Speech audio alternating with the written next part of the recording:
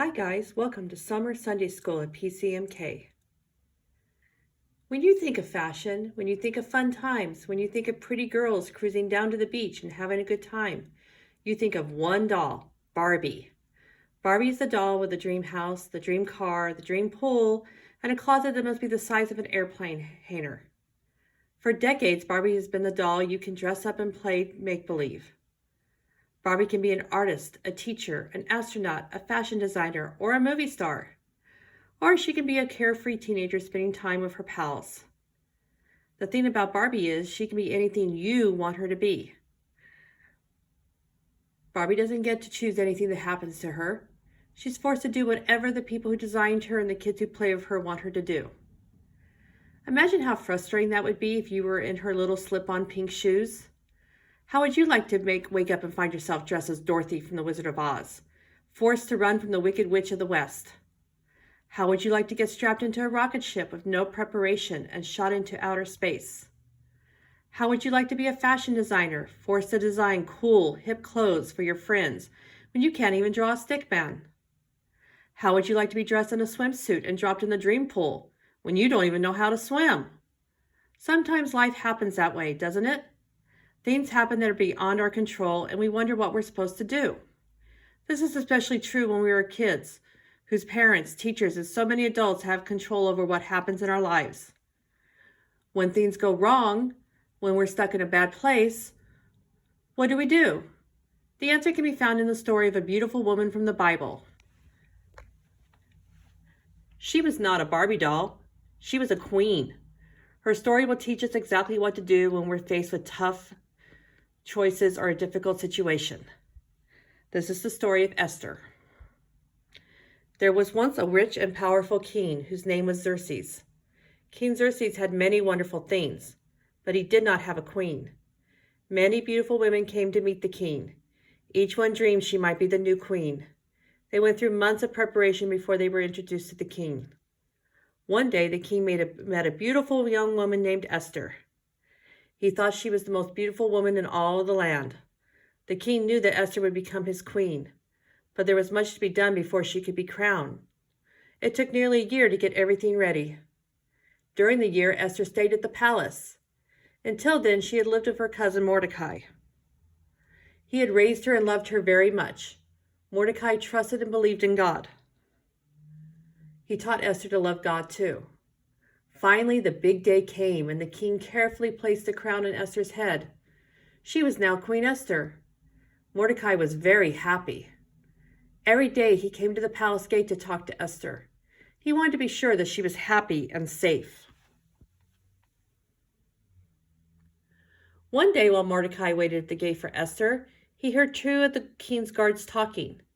They did not like the king and wanted to get rid of him. Mordecai knew he must stop them. He did not want the king to be hurt. He had to get a secret message to Queen Esther. Mordecai waited for Queen Esther to come to the gate. He knew he had to tell her about the guards' plan to hurt the king. As Esther approached, Mordecai whispered, "You must help save the king. Two of his guards are planning to get rid of him.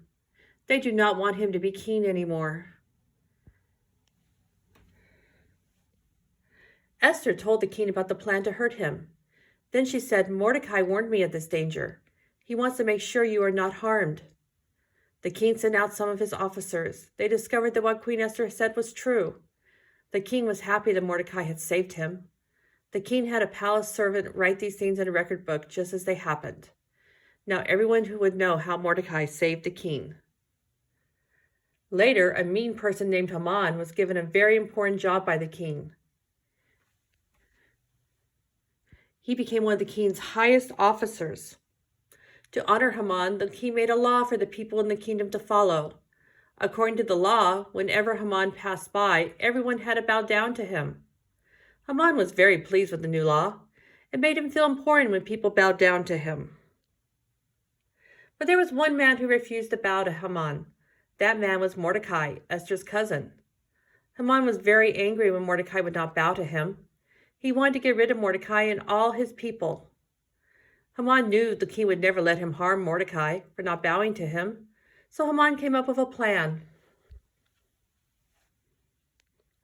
Haman went to the king. He said, King Xerxes, some of the people in your kingdom are bad. They do not obey your laws. You must get rid of them. I will give you money to pay for this. The king agreed with Haman. He sent out his men to tell the people the new law.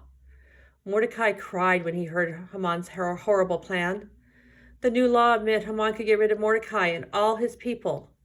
All of Mordecai's people were afraid. When Queen Esther learned about Haman's plan from Mordecai, she was afraid too. Mordecai wanted her to see the king. But the law said no one could see the king unless they were called for, or they might lose their life. Esther knew that she had to try to save her people, so she came up with a plan. Esther stood in the palace hall so that the king would be sure to see her. The king did see Esther. He was happy. He motioned for her to come to him. The king said, If you ask for half my kingdom, I will gladly give it to you. Esther quickly replied, I would like you and Haman to dine with me today. The king was very pleased at this and granted Esther's wish. When Haman ate dinner with the king and queen that night, he was very happy. Haman did not know that Queen Esther was Mordecai's cousin. At the end of the meal, the king asked Esther if she had any requests of him. She said, I would like to prepare another meal for you and Haman tomorrow.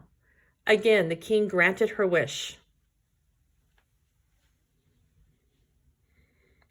That night, the king could not sleep. A servant brought his record book. Read to me, said the king. He read the part about when Mordecai saved the king's life. How did I thank Mordecai for this? The king asked. The servant said nothing was done. The next day, Haman returned to the palace. The king asked him, How would you honor a person who made the king happy? Haman, of course, thought Xerxes was talking about him. Haman said, I would give the person a beautiful robe, put him on a horse, and lead him through the kingdom while someone calls out, This person has done great things for the king. Ah, then go find Mordecai and do all these things for him at once, the king ordered Haman. Haman was not happy, but he had to obey the king. By the end of the day, Haman was very angry, but he returned to the palace for his dinner with Esther and King Xerxes. As they finished their meal, the king said, Esther, if you ask for half of my kingdom, I will gladly give it to you. Queen Esther said to the king, If you love me, do not harm me or my people.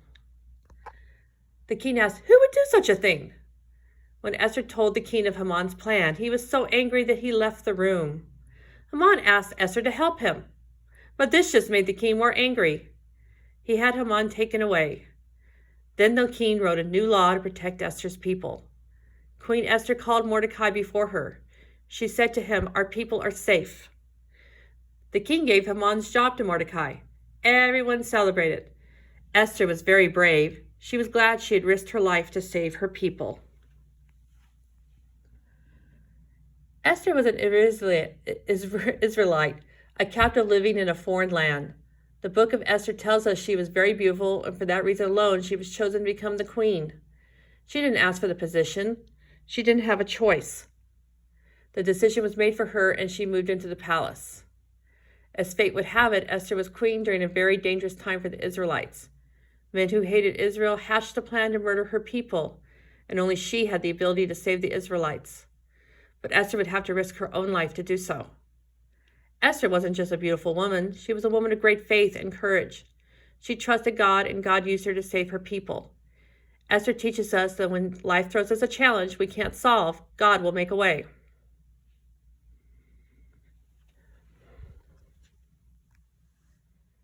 It can be very frustrating as a kid when things don't go our way.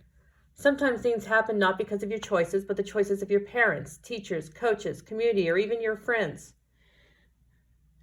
You didn't ask for the problems that come your way, but they happened. What can you do to solve them?